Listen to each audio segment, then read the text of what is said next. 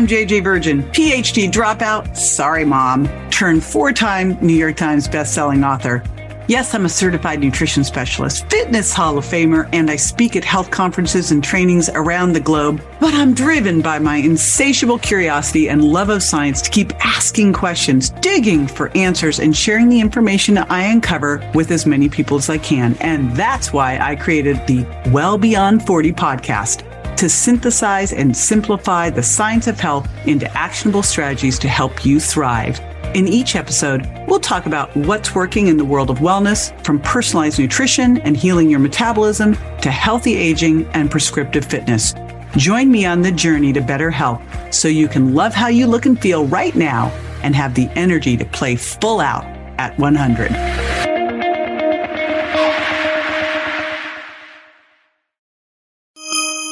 What if the healthy foods you're eating are actually hurting you and you don't even realize it? Now, if you feel like you're eating healthy, but you're still struggling with issues like gas and bloating, fatigue, headaches, joint pain, your skin is breaking out, you've got cravings, or you just can't seem to lose the weight, especially around your waist, it could be due to food intolerance. Now, I'm going to share my top 7 culprits, how I figured them out, and how you can figure out if these are issues for you. First of all, let me take you back to how I discovered this thing called food intolerance. I was working with a lab company. I was teaching doctors how to use a food sensitivity test in their offices. Now, we were using it to help them be more compliant on their diet and to get rid of those things I just described to you. And at the time, I wasn't thinking weight at all. It was really joint pain and headaches and fatigue and autoimmune and all those things. The test was a simple test that we would do in office with a finger prick blood spot, but then we had to send it in and it took 3 weeks. And so the test would go out, they'd come back 3 weeks later,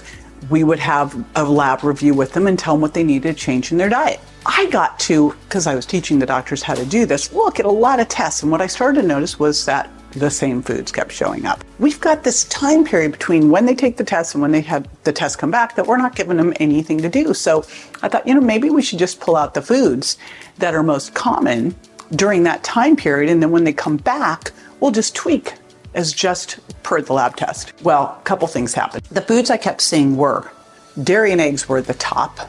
The next rung were corn, soy, and peanuts. Now, gluten is another type of test, so it didn't show up there. And sugar and fructose, same thing, they don't show up there. But it was those foods that I kept seeing. And then some people would have just a couple, some people would have all of it. And that really went down to their gut. And it really came down to something called leaky gut. So our intestinal wall is only about 1 cell thick. It's semi-permeable, so it can exchange water and nutrients. And its barrier is made up of these tight junctions that help regulate that permeability.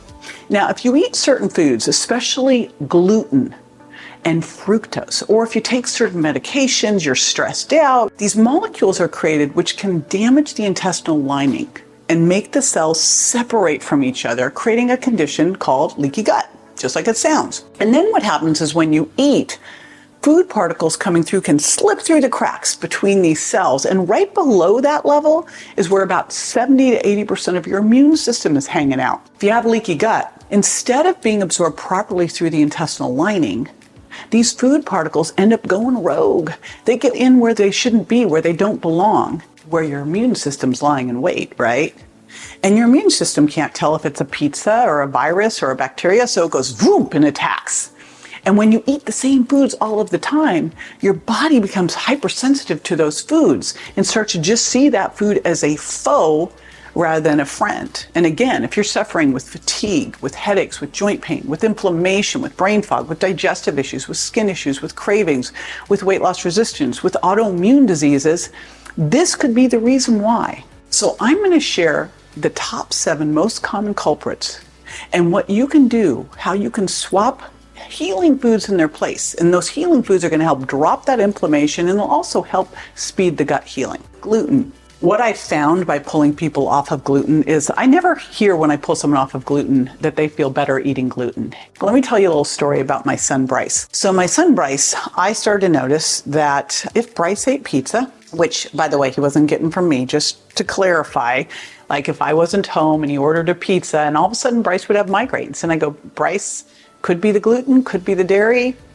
maybe give it a trial of not eating it. But every time I noticed, every time he ate pizza, headaches. He went off to college and he was so concerned about missing class due to migraines that he stopped eating it. Literally, he's never had them. Like, he doesn't get migraines anymore. In the United States, what we've done is made our gluten very gluten-y. We've hybridized our wheat. We've engineered it so that it's very dwarfish and has intense gluten, which gluten is inflammatory, it's insulinogenic, it's an autoimmune trigger, but gluten also triggers the release of zonulin that makes your semi-permeable junctions, your tight junctions, loosen up. Also, gluten's got glyphosate, which trashes your microbiome. There was a study in the 2013 Journal of Nutritional Biochemistry on gluten that showed that a gluten-free diet reduces belly fat, reduces inflammation, and reduces insulin resistance.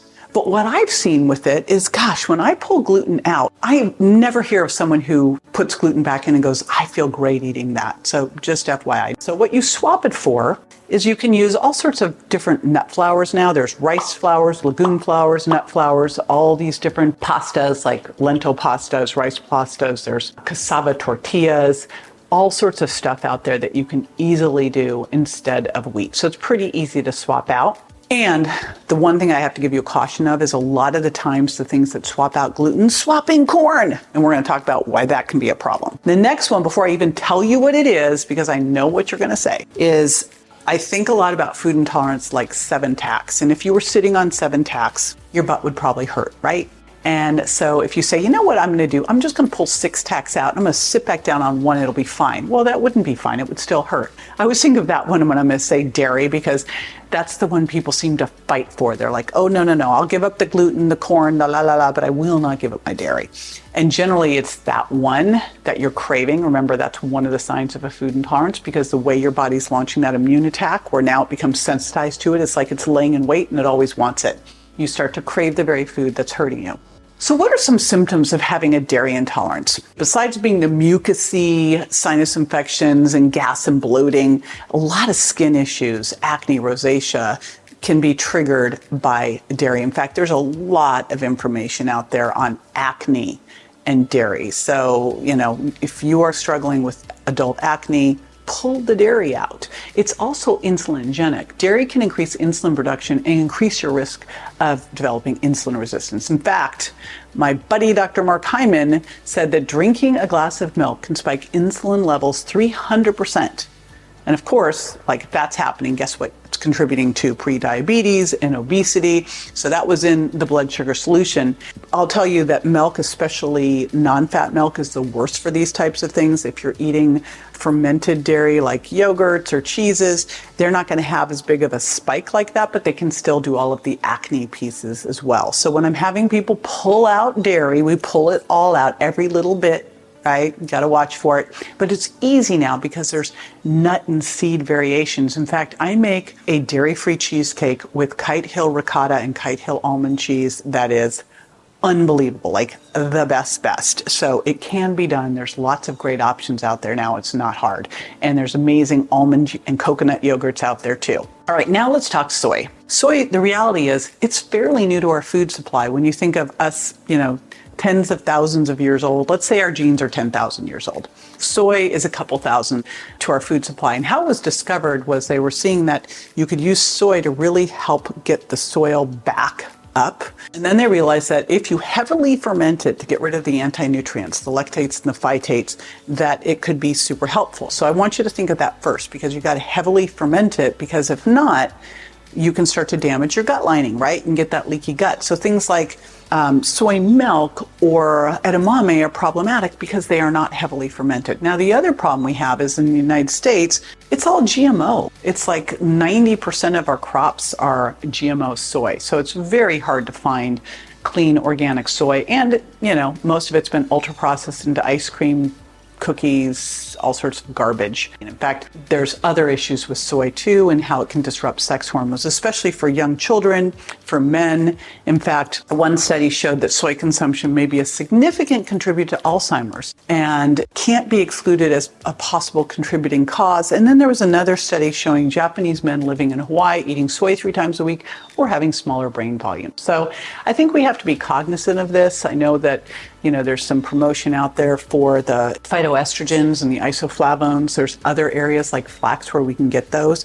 If you're a vegan or a vegetarian, obviously, especially vegetarians, Well, vegans eating gluten and soy, and vegetarians eating gluten, soy, eggs, and dairy can be way more at risk for some of these food intolerances. So what could you do instead of soy? If you're doing soy milk, almond milk, flax milk, coconut milk, for protein sources, lentil, protein powder, nuts, and seeds. I am a huge fan of pastured eggs. I think it's probably one of nature's perfect foods. But I will tell you that when I was looking at those food sensitivity tests, eggs were one of the top. Eggs, dairy showed up almost all the time. Now, this could be because you are what you ate. And when you look at eggs, we all know don't eat white bread, right? Well, crappy eggs are like the white bread of eggs. There's a huge difference between a factory egg and a pasture-raised egg. And remember, you are what you ate. So if the chicken's being fed GMO soy and corn and wheat, then it's changing the fatty acid profile. It's changing the protein, right? And it's also causing some stress in the chicken, which is called xenohormosis, that gets passed into the egg and gets passed into you.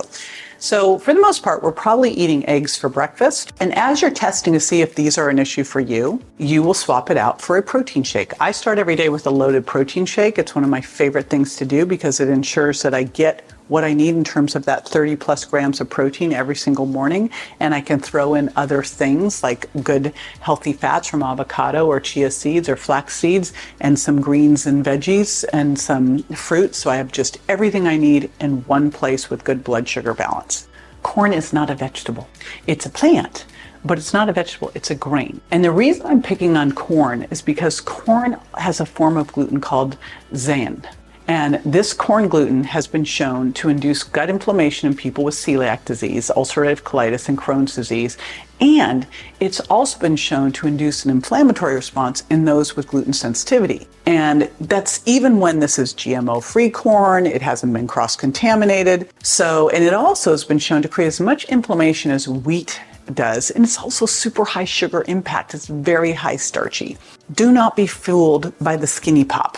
Right? Don't be fooled by any of this stuff. Corn, there's so much better options than corn. But again, for this one, we're really seeing is this something that you're reacting to? And so you can trade corn. Like let's say that you're eating corn kernels, like trade it for a legume, trade it for a vegetable. If you're eating corn chips, trade it for siete chips made out of cassava. Be careful with those too. It's easy to way overeat and too much healthy food's unhealthy. Now, what about peanuts? They're not a nut, they're a legume.